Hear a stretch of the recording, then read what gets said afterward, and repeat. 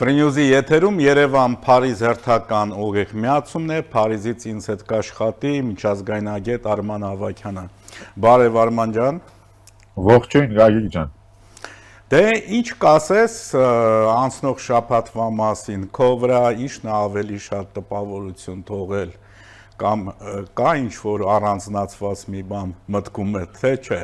Ընդհանուր առմամբ, եթե նայենք մեր քաղաքական հայկական իրավիճակին մի շատ հետաքրքիր նախընտրական զարգացումներ, իսկ արտաքին քաղաքական իրավիճակները չգիտես էլ որից խոսես, այնքան շատ։ Նախընտրականը ուղղակի փայլուն է, իհարկե այստեղ նաև ճակերտների մեջ կարելի է վերցնել, բայց ամեն դեպքում ամեն ոք ոնց որ ասած կիրառում է այն, ինչ որ ինքը կարա, ինչ որ ինքը գիտի, հա։ Հա, հիմա ինչ է ներկայացնում քաղաքացիական պայմանագիրը կամ իշխանությունը նաև այս պարագայում, հիմնականում տարիների ընթացքում տեսել ենք, թե լավը, թե վատը, իհարկե վատը իրանք էլ գիտեն, իրանք էլ են հասկանում, բայց գիտես ինչն է հետաքրքիր, ինչ որ ներկայացնում է ընդդիմությունը, այս պարագայում ես կասեի եռամիասնությունը ընդդիմության, հիմնականում կրկնում է իշխանության թեզիսները, հա, իրենք չեն ասում, որ իրենք պատերազմ են ուզում, իրենք ասում են մենք ուզում ենք խաղաղություն, բայց այդ խաղաղությունը ուժեղ խաղաղություն կամ արժանապատիժ, ամեն մեկի կողքին մի մագդիր ավելացվում է, հա,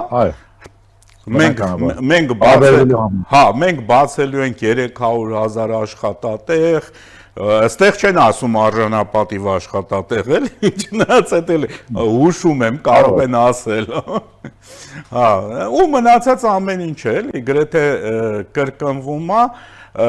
դե գիտես ինչ, ես այստեղ ինչ-որ ծրագրային բան չեմ տեսնում, ես շատ ուզում եմ տեսնեմ,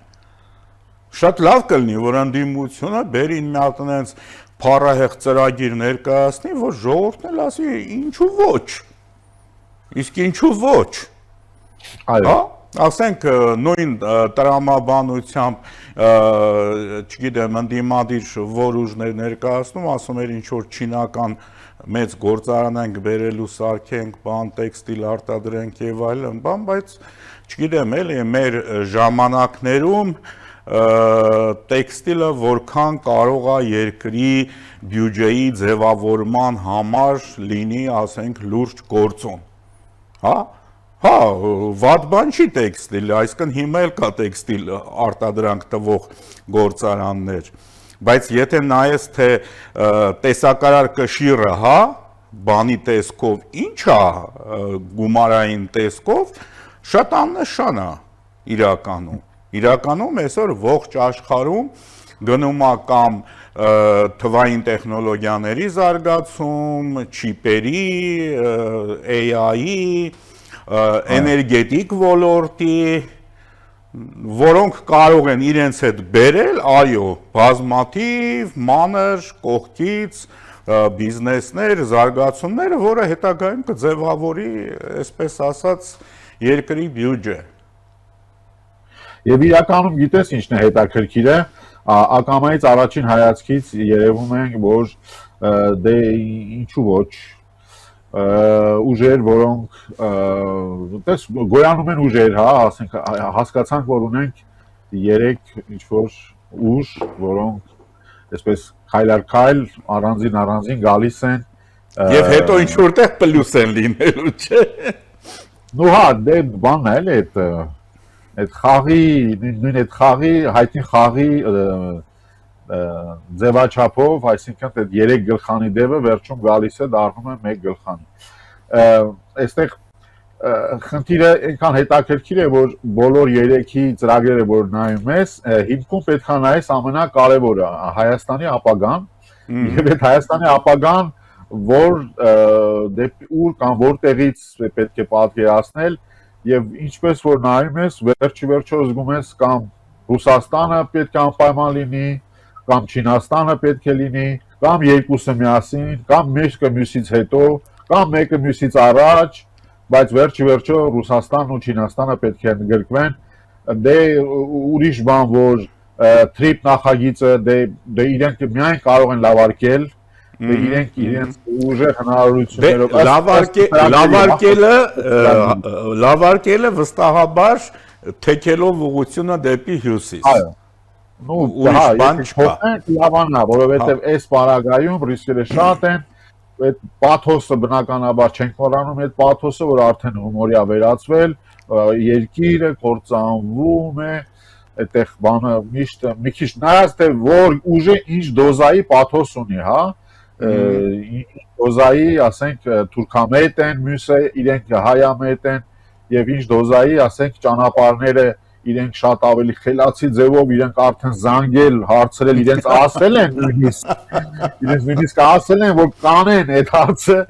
հասկանում եք, այս բանն է էլի այդ նույն ծրագրերն են խաղում, որոնք ասենք ոչ գործել են, ոչ իրենց էֆեկտիվությունը տվել են, ոչ աշխատում են, ոչ այն որը վերջում լսում ես, ասում ես, դու կարծում եք, որ իրոք ընտրողը այսօրվա 2026 թվականի Հայաստանի Հանրապետության քաղաքացին ընտրողը այդքան միամիտ է փաստորեն, հա, դուք կարծում եք, որ դուք տենց հույսեր ունեք մի խոսքով, որ մարդիկ չեն տարբերակում թացեչորից։ Հա, միանշանակ համաձայն եմ, մեր արդեն երրորդ հաղորդման հերոս է դառնում նորից Շոյգուն, այս անգամ Շոյգուն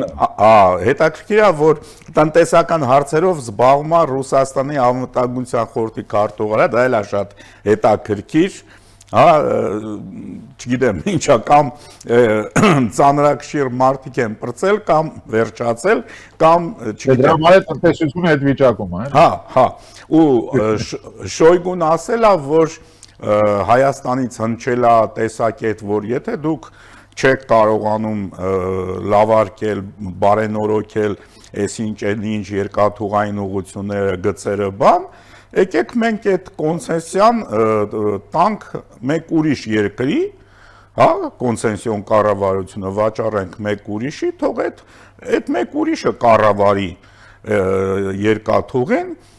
ինքը ասել էր, որ մենք շատ լավ կառավարում ենք, ամեն ինչ նորմալ է, վերջ։ Հիշում ես, որ սովետի օրոք քիչ էր մնում, որ հրամանագիր ստորագրեին, որ հրամայում ենք, որ ժողովուրդը պետք է ապրի լավ, ու վсё։ Ու ժողովուրդը սկսում է ապրել լավ, հա, իբր թե։ Նու գալիս եք այդ նույն, որ անընդհատ ասում եք, այդ սովետից մնացած երկու տարբեր հարթության վրա գործող իրականություններ։ Միտեղ, որ իրականությունն է, իսկական իրականությունն է, միտեղ որ այն իրականությունն է, որը պարտիան կանխորոշել է եւ պարտիան որոշել է, այսինքն այդ նույն սկզբունքը էլի շարունակում է գործել, խապկանք, լսեք, երկաթուղիների ինվեստիցիոն ծրագրերի համար մի հատ երկու, չգիտեմ, երկաթգծեր ցույց տվեք, մեր վագոններից մի քիչ ցույց տվեք, մի քիչ տեսնենք ինչքան շարժակազմերը, հա, շարժակազմերը, հա, նոր այդ, չգիտեմ, ստանդարտներով 300 կմ/ժ արագությամբ սլացող Երևան, Մոսկվա, վերջին գիծը ցույց տվեք օրինակ, որ հրաշալի ձևով արդեն կահավորված աշխատում է, չգիտեմ, էլի 30 տարի ի վեր ուզում եք իմանալ այդ ինչ լավ ինվեստիցիաներ են եղել, թե չէ այդ պլանային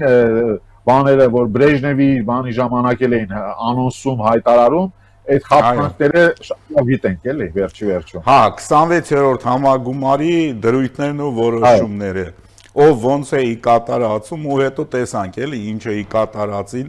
ու բերեցին ուր հասցրեցին։ Ընդ որում եւս մի հետաքրքիր տեղեկատվություն, փակվել է Ռուսաստանի միակ բարձր կարգի մեքենա արտադրող ձեռնարկությունը, որը արտադրում էր այդ Պուտինի մեքենաները, ինչպես էր կոչվում, Աուրուս, հա, այո, հա, այդ միակ գործարանն էր, որ Աուրուս էր արտադրում, այդ Աուրուսը գործարանը սննկացել եւ փակվել է։ Ընդ որում այս RЖD-ի հետ կապված, հա, որտեվ RЖD-ը եմ ասում, որտեվ իրանց լեզվով մի տեսակ լավ է հնչում, էլի, այս քույր հարավկովկասյան երկաթուղու մայրը, RЖD-ն այսպես ասած, գումարը գիտես պարտքերի ինչքան է, 55 միլիարդ դոլար, եւ մենք պետք է հույս դնենք, որ 55 միլիարդ դոլար պարտք ունեցող ընկերությունը, այս պարագայում երկաթուղային կոմունիկացիաներ կառավարող ընկերությունը պետք է Հայաստանում ինչ որ մի բան անի, էդ էլ քիչ է գա միանա նաև թրիփին, ոչ ավել, ոչ պակաս։ Այո, դե իրականում գիտեք ինչ է, այսօր ինքը այդ երկաթուղու թեման իրականում մեզ համար շատ նուրբ թեմա է նաև, որովհետև մանիպուլացման ենթակա մի թեմա, որտեղ Ռուսաստանը արդեն սկսել են, հա, արդեն տեսնում են, սկսում են խաբել, սխալ թվեր տալ, չեղած ինվեստիցիոն բաներից խոսալ, մի խոսքով խաբել եւ իրենց համար դա կարծես թե հնարավորություն է, որպեսզի մեկ անգամ եւս տորպեդահարել թրիփը եւ դրանով իսկ Հայաստանին միշտ պահել ինչ որ կախվածության մեջ, այնինչ տվյալ պարագայում վերջիվերջո գոյություն ունեն միջազգային չէ, ինչ որ պայմանավորվածություններ, նաեւ միջազգային հարթակներ, որտեղ երբ որ կոնցեսիոն պայմանագրերը չեն կատարվում, ստիպված ես դու եւ իշխանով հասկացա Հայաստանի Հանրապետությունը շատ ընկերաբար է տրամադրված այդ հարցին, հերվից գալով եւ շատ լավ իմանալով կոտոված 50 միլիարդի պակասորթը, որ այդ ռուսական երկաթուղիները ունեն, նրանք արդեն հիմիկվանից փորձում են հողը նախապատրաստել, ինչքան էլ որ հպարտ Ռուսաստանը դրան չի կարողանում համակերպվել, հուսանք որ էկոնոմիկ թվերը վերջի վերջո եւ խոհեմությունը, տնտեսական խոհեմությունը կարող են վերջի վերջո լուծման բերել եւ այն չսարքել հերթական քաղաքական լծակ, դրան փոխանցելով նաեւ մեր տեղական լոկալ ռուսական այդ հետաքրքրության դաշտի ներկայացուցիչներին, որոնք կարող են արդեն շարունակել էլի այդպես խապկանքները շարունակել եւ հայ ընտրողին խապել, որ երկաթուղին շատ ուժեղ եւ շատ լավ վիճակում է, եւ իհարկե երբ որ անդիմության ոնց որ ասած գլխավոր գաղափարախոսությունն է ամեն ինչ կապել հյուսիսային հարևանի հետ, հա, երկրի տնտեսություն, երկրի անվտանգություն, երկրի տեխնոլոգիական առաջընթաց, այստեղ պետք է մեր հայ ընտրողը հասկանա եւ իր մեջ այդ որոշումը կայացնի, որ արդյոք ինքը պատրաստ է նման բանի, արդյոք ինքը պատրաստ է իր երկրի, լավ իր երեխաների ապագան կապել այդ երկրի հետ, խնդիրը այնա, որ մենք այդ երկրի կամ այդ ժողովրդի դեմ ոչ մի բան չունենք, բացարձակ ոչ մի բան, եթե իրենք ուզում են, մենք կարող ենք նաև առևտրատնտեսական հարաբերություններ շարունակել, ի վերջո այդ երկիրը այնպիսի վիճակում է այսօր հայտնվել, որ հայկական գյուղատնտեսական արտադրանքը միշտ էլ կվերցնի, միշտ էլ կտանի, որովհետև չի հերիքում, որովհետև սեփական արտադրություն գրեթե չկա, այն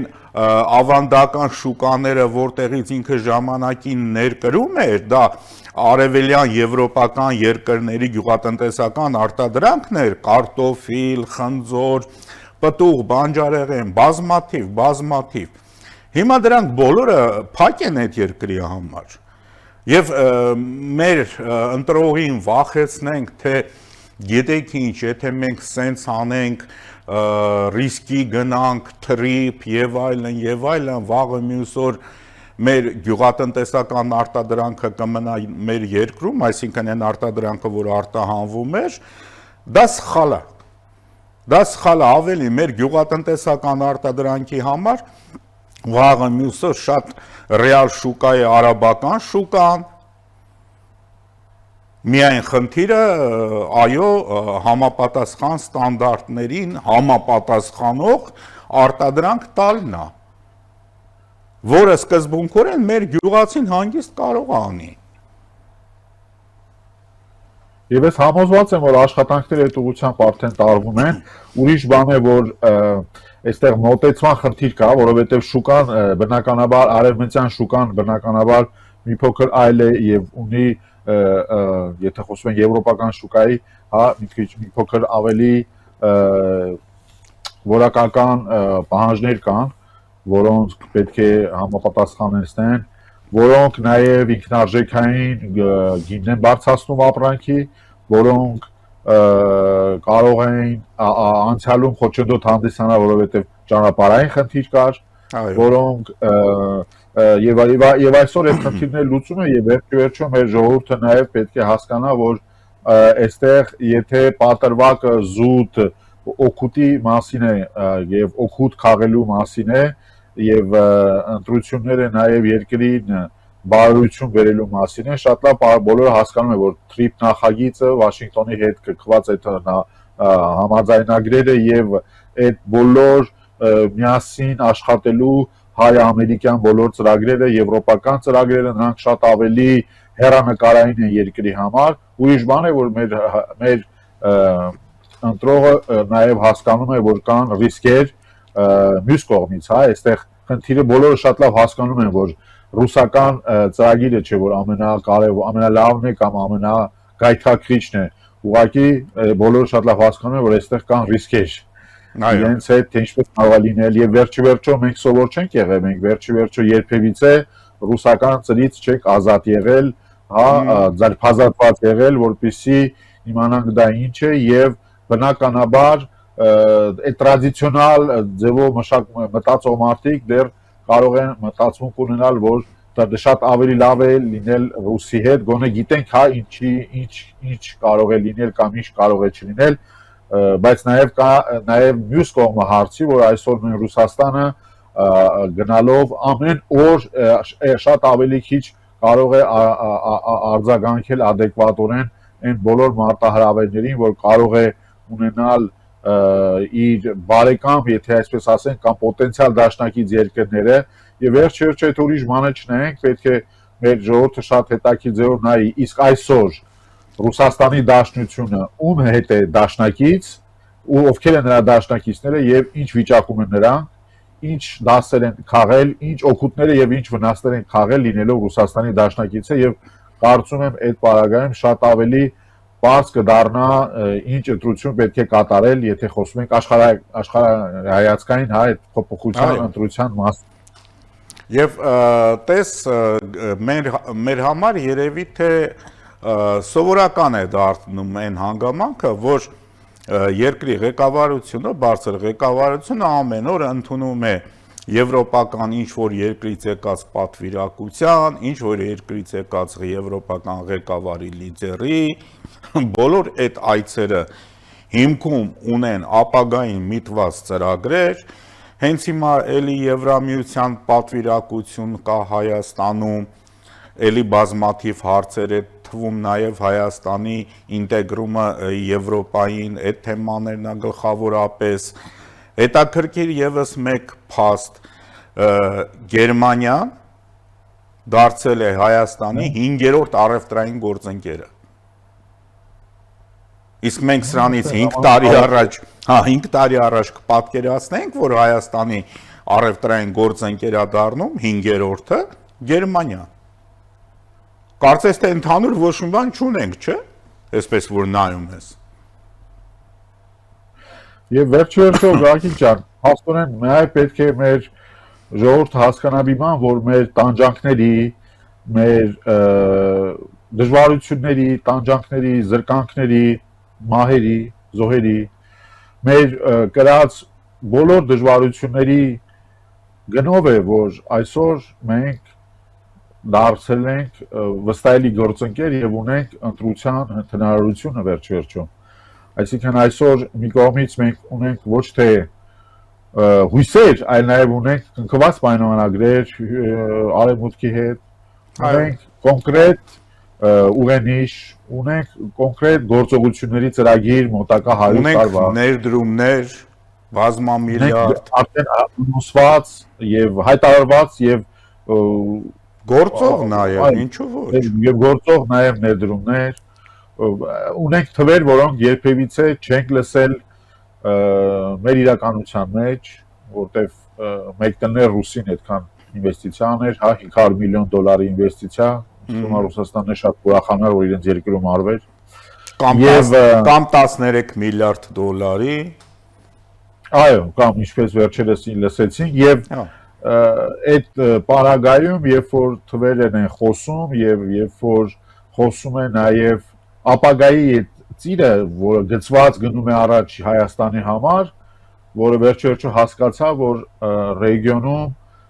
դե պետք է իրենց անուններով կոչենք։ Ռուսաստանի Հանրապետության կամ Դաշնության շահերից չի բխում Հայաստանի Հանրապետության բարօրությունը։ Հա։ Ընդ որում ոչ միայն Հայաստանի բարօրություն, նա կարիք չունի Ռուսաստանի պաշտպանության, այսպես ասած։ Ամբողջ հարավային Կովկասի։ Ինչու միայն Հայաստանի։ Եվ ավելի լայնելով հարավային Կովկասի վրա, իհարկե, որովհետև այսօր մենք շատ լավ բոլորս հասկանում ենք, եթե Հայաստանը ձերբազատվում է մի ռուսական այդ վասալական այդ գծից եւ փորձում է իր կերպով նաև միանալ այն գնացքին, որը պրոգրեսն է, որը արևմուտքն է, որը գնում է դեպի առաջ, նույն բանը նաև կատարվում է հարևան Ադրբեջանում, որը ունի նաև էներգակիրներ եւ այդ էներգակիրների վաճառքի խնդիր նա երբևիցե չի ունեցել, բայց արի ու տես մի երկիր, որ շատ ավելի պոտենցիալ է տեսնում, ինչպես մենք արևմուտքի այդ գործընկերության մեջ, քան թե մնալու այդ ռուսական, սովետական ծրագրերի մեջ, որտեղ նորից եւ նորից կա երկու պարալել իրականություն։ Նրանց մոտ միշտ այդպես է դա աշխատում։ Տես, եթե դու նայում ես նույն պատերազմական իրավիճակում, պրոպագանդան գտնվում է երկրորդ հարթության մեջ, հա, իրականության, այսինքն խեղվում է իրականությունը, խեղվում են փաստերը, առաջ են չափազանցացվում են հաղթանակները, կոծկվում են պարտությունները, հա, եւ վերջիվերջո էլի խոսում են Պոկրովսկից եւ Կուպյանսկից։ Եվ գիտես ինչն է ամենահետաքրքիրը, այն փաստը, որ Ռուսաստանը Ուկրաինայի հետ պատերազմում օգտագործել էր Starlink-ները, ընդ որում բավականին մեծ քանակությամբ, ընդ որում շրջանցող երկրների միջոցով, երրորդ երկրների միջոցով էր ձեռք բերել, չէ, ինքը ուղիղ չէր էլ կարող դա ձեռք բերեր, բայց երբ որ անգամ պատերազմի դեպքում ինքը օգտագործում է իր թշնամի լագերի տեխնոլոգիական ինչ-որ մի գործիք, ինքը պետք է հասկանա, որ դրանով ինքը նաև սեփական հետախուզական տվյալներն է տալիս այդ երկրին, դրա համար ուկրաինական հետախուզությունը գործում էր շատ հաջող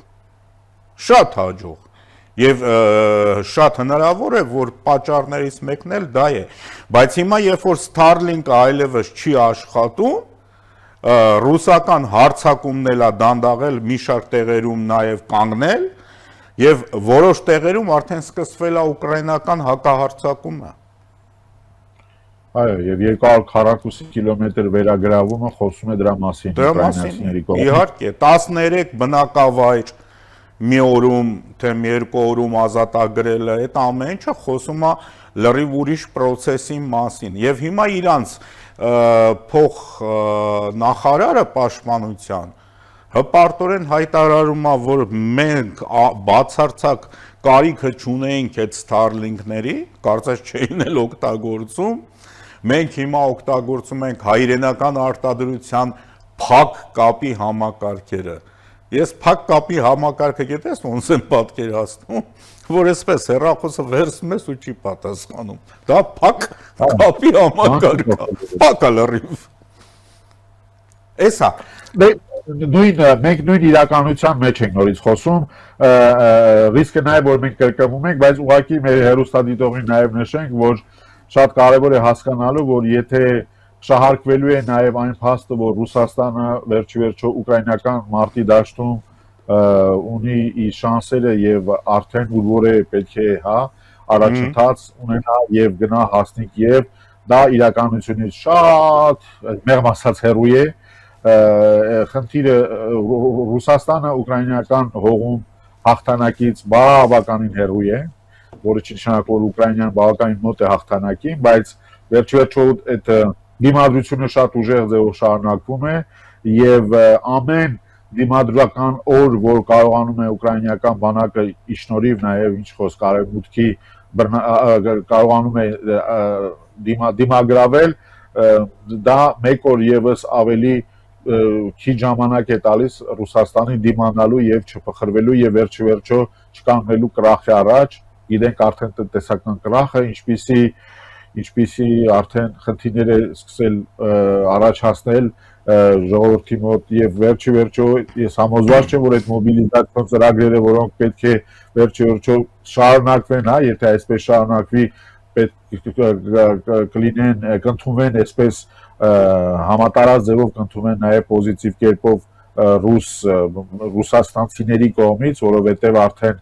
խոսում ենք մի պատերազմի մասին որը արդեն իր երկարությամբ անցավ երկրորդ համաշխարհային այո տոտեմին անցավ այդ իրենց այդ սիմվոլին անցավ որի ընթացքում մի ամբողջ ֆաշիստական բանակ կարողացան գրավել եւ հասնել Բեռլին այնինչ այս պարագայում դեռ ինչպես ասում են Պոկրոս եւ Կուպյանսկի մարտերն են որ առաջ գնում եւ սրանից ելնելով որ պետք է մեր ժողովուրդը վստահի նաեւ այն փաստին որ արևմուտքը չնայած որ եվրոպական մասը շատ ավելի գեղեցիկ հայտարարությունների եւ ցանկությունների այսպիսի կոչեր են հնչում ավելի շուտ Եվրոպայից կամ աշխատանքներ ի հակառակը դրան Ամերիկայի Միացյալ Նահանգները բավականին էֆեկտիվ են կարողանում առաջ տանել այն ծրագրերը, որտեղ իրենք արդեն ունեն պայմանավորվածություններ 100 տարով, ինչպես ասում են, ամենակիչը 100 տարով մենք ունենք պայմանավորվածություններ առաջին գերտերության հետ, որից վախենում եւ որ այդ հաշիվ են նստում նույն Ռուսաստանը եւ նույն Չինաստանը, ասել կուզի այդ լոլոները, որ գալու են եւ պատմեն մեր այդ այսպես ասած ընդդիմության, այսպես ասած հարինասեր ընդդիմության երեք գլուխներից բաղկացած դեպը վերջիվերջո պետք է հասկանան որ արդեն դժվար են արդեն շատ դժվար է սկսել իրենց ծրագիրը ու նույնիսկ եթե իրենց ասել են Մոսկվայից որ կանեն ինչ որ մի բան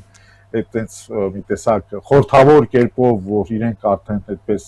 մեկը շատ լավ կապեր ունի բիզնես կապերով է ճանաչվում Կրեմլին մեկը չգիտեմ ուրիշ ձևով է ճանաչում Կրեմլին Այստեղ ամբողջ ամենակարևորը որ ուղղակի հասկանան մի բան որ Հայաստանի Հանրապետությունը նաև գոյություն ունի օրենսդրություն որը սահմանում է որ մի պահ կա չէ որ Հայաստանի Հանրապետության շահերի դեմ գնալով կարող է նաև հոդվածի տակ հայտնվես ուզեմ ասեմ այդ պահը պետք է նաև շատ կարևոր լինի հասկանալ որ պետք է վերջիվերջո գործել իշա Հայաստանի Հանրապետության եւ ցանկացած մարդ որը դավաճանական գործողություններ է իրականացնում եւ դրանք բերում են կոնկրետ խնդիրների Հայաստանի Հանրապետության առաջ ես համոզված եմ նաև գործում է Հայաստանի Հանրապետության օրենքը Այո, միանշանակ համաձայն եմ, մեր եթերաժամն էլ սպառվեց, ուղղակի ես վերջում նաև ուզում եմ հիշեցնել Մյունխենում Մարկո Ռուբիոյի ելույթը, որը շատ տարօրինակ էր եւ շատ բան էր ասում, եւ գլխավոր բանը, որ ասում էր Եվրոպային Միացյալ Նահանգները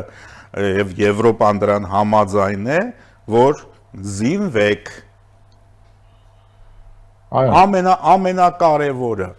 իսկ Միացյալ Նահանգները ինչա Եվրոպային այդ ակնարկը տալիս որտեղ Միացյալ Նահանգները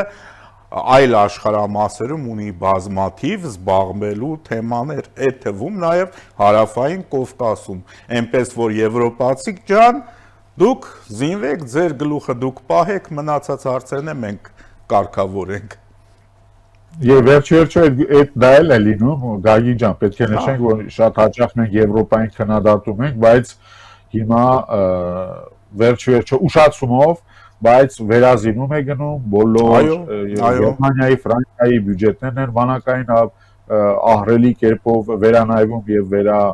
գործարկվում եւ ավելացվում եւ ուրիշ բան է, որ ինչպիսի արագությամբ կարելի է հասնել այդ ռեզուլտատին, որովհետեւ վերջերս ինչպես դու ճիշտ նշեցիր, Ամերիկայի Միացյալ Նահանգները ունի նաեւ ուրիշ